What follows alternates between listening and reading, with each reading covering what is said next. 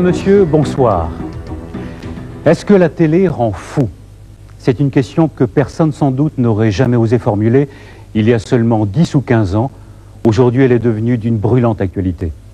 L'apparition du phénomène a bien été identifiée, analysée et disséquée, mais lorsqu'un beau jour, on s'est aperçu que la télévision, c'était d'abord du pouvoir, mais surtout beaucoup d'argent. À ce moment-là, un certain nombre d'esprits fragiles ont commencé à défaillir. Nous allons y revenir dans un instant avec le premier reportage de ce magazine consacré à l'audience à tout prix, avec en particulier la vogue des reality shows. Auparavant, laissez-moi quand même vous donner le sommaire de ce 122e numéro d'Envoyé spécial. Envoyé spécial et les reality shows, les coulisses et les moyens de ces programmes télévisés en vogue dans le monde entier. Envoyé spécial dans l'ex-Yougoslavie, des femmes témoignent sur cette nouvelle technique de guerre, le viol.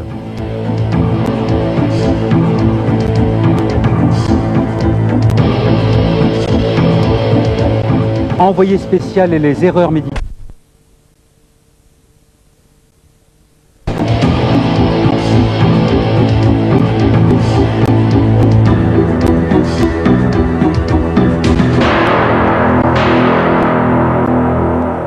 Pendant des années, le cocktail traditionnel de la télé était composé de divertissement, d'information et de découverte au sens large.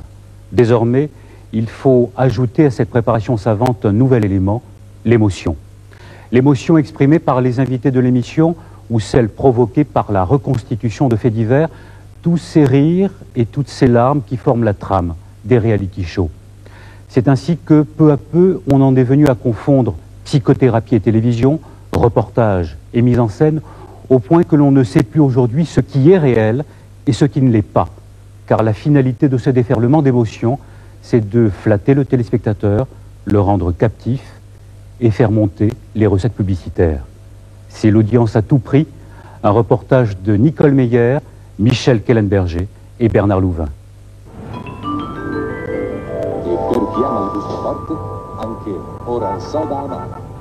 Anche la musica! Sono scatenati oggi gli amici qui in studio. So you're playing here with MTV News. They say that only mad dogs and Englishmen go out in the midday sun. Here at Expo in Seville, it won't just be the odd dog that we think you La télévision aurait-elle jusque-là oublié de raconter les hommes? Aujourd'hui, à travers le monde, sur tous les continents et dans presque tous les pays, c'est soudain le même et stupéfiant déferlement d'émotions, comme une revanche de l'homme de la rue qui pleure dans toutes les langues. Tout se passe comme si tout d'un coup on venait de découvrir, pour le mettre en spectacle, l'homme et sa fragilité, ses amours intimes, sa solitude, ses vertiges et son difficile besoin de bonheur. Avant de savoir pourquoi il y a eu cette rupture brutale, est-ce que vous avez reconnu facilement votre... Oui, bien sûr, tout de suite. Tout de suite. C'est toujours ma vie de fille. C'est toujours aussi belle. J'étais sûr qu'un jour ou l'autre, il y en a un des deux qui ferait quelque chose, et c'est elle qui a tout fait. Et on devait fatalement se retrouver un jour. En lui retrouvant son père, disparu il y a 5 ans, la télévision vient de faire pour elle, et en direct, un nouveau miracle. Et les caméras ne la lâchent plus. Parce que cette télévision-là, c'est toujours avec ses larmes qu'on la paie. Est-ce le public ou est-ce la télévision qui a besoin de ces moments-là? C'est la vraie question que posent aujourd'hui les reality shows. Expliquez-nous ce qui s'est passé il y a 10 ans, en 1982. Pourquoi cette rupture si brutale? On ferme les portes, on décroche le téléphone, on met le rouge, s'il vous plaît. Fermez les portes. Perdu de vue sur TF1. Chaque mois, 2000 personnes demandent à y passer pour lancer un appel public et rechercher un proche disparu. Mais quelques-unes seulement seront sélectionnées. Avec un jingle. 3, 2, 1, antenne. Bonsoir et tout de suite merci d'être toujours si nombreux à participer, je dis bien participer à cette émission perdue de vue. Alors Jocelyne, bon évidemment quand on a un enfant... Ceci est un spectacle et pour y passer il faut que votre cas soit original. Il faut être aussi capable de montrer votre émotion mais sans être submergé par elle. Votre détresse doit toujours savoir trouver ses mots. On va certainement retrouver. Oui, certainement. Peut-être éviter maintenant d'avoir ce poids sur les épaules parce que je sens que comme tous les parents bien sûr vous l'avez. C'est bien naturel. Oui. Tu te rends compte, Sidali? Regarde le destin. Quand on a retrouvé la personne disparue, on attend pour les retrouvailles en direct le jour, l'heure, la minute précise de la séquence prévue. Et quand la vie est plus pressée, on récupère même des coups de théâtre à vous faire chavirer l'âme et sauter l'audimat. Une information d'une importance capitale vient de nous parvenir à SVP. Virginie est vivante, elle est en bonne santé, elle est rentrée chez ses parents. Elle n'a pas désiré parler ce soir à l'antenne, je crois qu'elle est assez émue, troublée, mais je vous propose d'entendre immédiatement sa grand-mère, Germaine, qui se tient actuellement à ses côtés.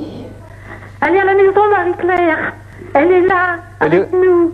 Elle est en bonne santé, elle est très très bien. Je vois que vous avez pris le micro, vous voulez dire quelque chose? Je suis très très heureuse. Alors, nous allons... Je ne sais pas quoi dire. Mais je crois qu'il n'y a rien à dire.